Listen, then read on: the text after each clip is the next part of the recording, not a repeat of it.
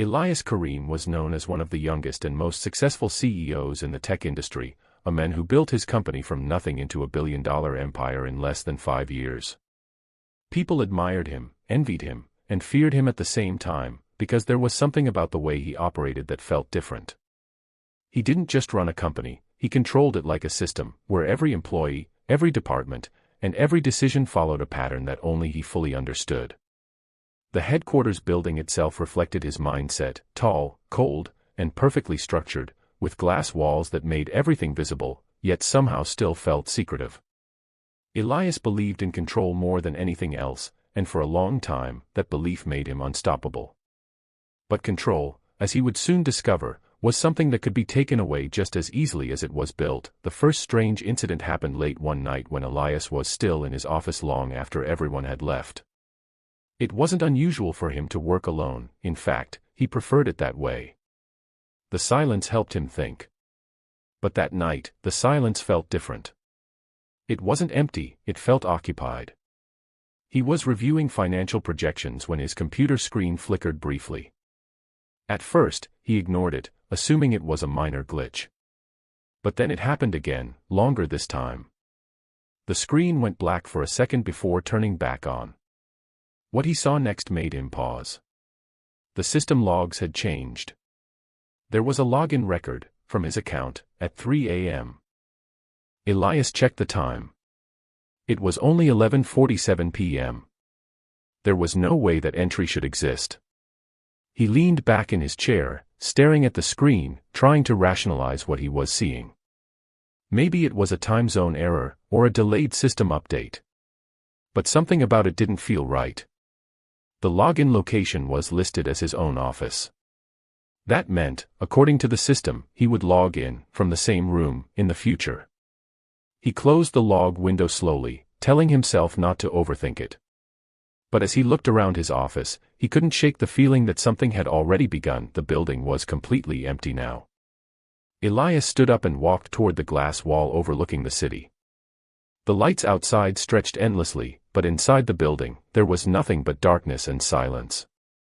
Then, without warning, the lights flickered. Just once. But it was enough. Elias turned back toward his desk. His monitor had turned on again by itself. This time, it wasn't showing his work. It was showing a live camera feed. The camera feed displayed his own office, from a corner angle. Elias froze. The perspective was impossible. There was no camera installed in that position. He knew every part of this building, he had designed it himself. Yet there it was, showing his desk, his chair, and someone sitting in it. His breathing slowed as he stepped closer to the screen. The person sitting in his chair looked exactly like him. The version of Elias on the screen was completely still, staring directly into the camera. Not blinking. Not moving. Just watching. A strange tension filled the room. Elias felt a sudden urge to turn around, as if something behind him matched what he was seeing on the screen. But he resisted.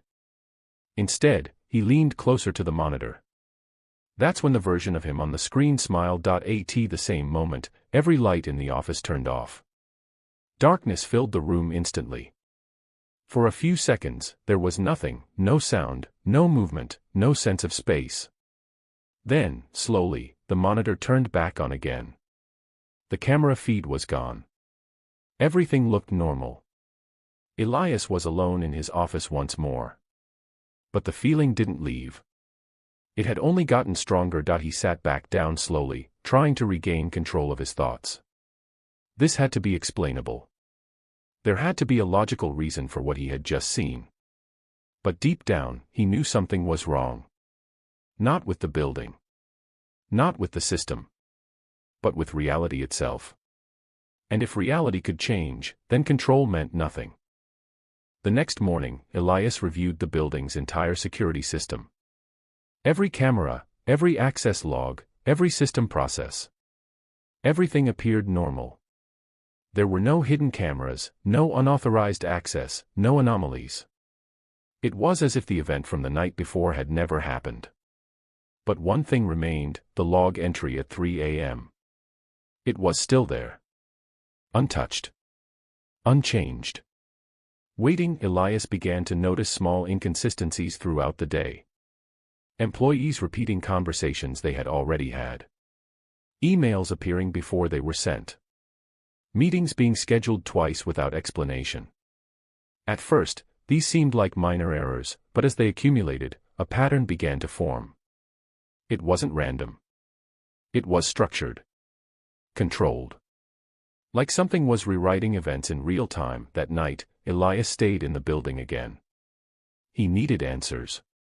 As midnight approached, the same silence returned. But this time, he was ready for it. He watched the clock closely. 2:59 a.m. The entire building seemed to hold its breath. Then, at exactly 3 a.m., every screen turned on, and on every screen was him. Sitting in his office. Smiling. Elias stood frozen in the middle of his office as every screen displayed the same image, himself, sitting calmly in his chair, hands folded, smiling in a way that felt unnatural. It wasn't just one camera feed anymore. It was every monitor, every device, every reflection of digital space inside the building. He walked slowly toward his desk, his heartbeat steady but heavy, as if his body had already accepted something his mind refused to understand. The version of him on the screens did not move, but it felt alive, present, aware.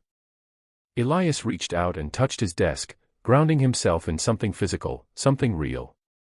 But even that felt uncertain now. The room around him felt slightly delayed, like reality was no longer responding instantly. And then, without warning, the version of him on the screen spoke. Not through speakers, but directly from the screens themselves, as if the image had sound embedded in it. It said, "You built the system, but you never understood it." Elias stepped back immediately, his eyes locked on the screens. "This isn't possible," he said under his breath, but even his own voice sounded distant to him. The image of himself tilted its head slightly, mirroring a movement Elias had not made. That was the moment everything shifted. The building was no longer a structure made of concrete and glass. It was something else entirely, a system operating beyond physical rules.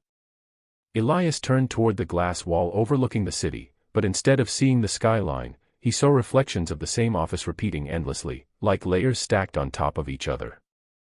Each layer had a version of him. Some were standing, some were sitting, some were watching. All of them were smiling. The lights dimmed again, but this time they didn't turn off completely. Instead, they pulsed slowly, like a heartbeat. Elias tried to move toward the door, but his body resisted slightly, like walking through invisible resistance. Every step felt heavier than it should have. The system panels on the wall began to activate on their own, displaying streams of data moving faster than he could read. But certain words stood out clearly: iteration, replacement, stability. Elias realized something terrifying in that moment. This wasn't a malfunction. This was a process, the voice returned, no longer coming from the screens, but from everywhere at once. "You optimized everything," it said calmly. Efficiency. Control. Predictability. Elias turned in circles, trying to locate the source, but there was none. The voice continued, "But systems evolve. And when they evolve, they remove instability." Elias felt a cold realization forming in his mind. "You mean, me?" he whispered. The voice didn't answer directly. Instead, every screen in the room changed at once, showing different moments from his life, decisions he made, people he fired, risks he took. Each moment repeated again and again, slightly altered each time. Elias watched as one version of himself made a different decision in a meeting. Another version chose not to hire someone. Another version shut down a project earlier than he originally had. Each variation played out like a simulation, branching into new outcomes. Some versions of the company failed. Some collapsed entirely. But one version remained stable, perfectly stable. That version of Elias was the one sitting in the chair, smiling. "You are not the optimal version," the voice said. Elias felt his chest tighten, not out of fear, but out of something deeper, realization. Everything he had built, every system he designed, had been focused on eliminating risk, removing unpredictability, controlling outcomes. And now, that same logic was being applied to him. He wasn't in control anymore.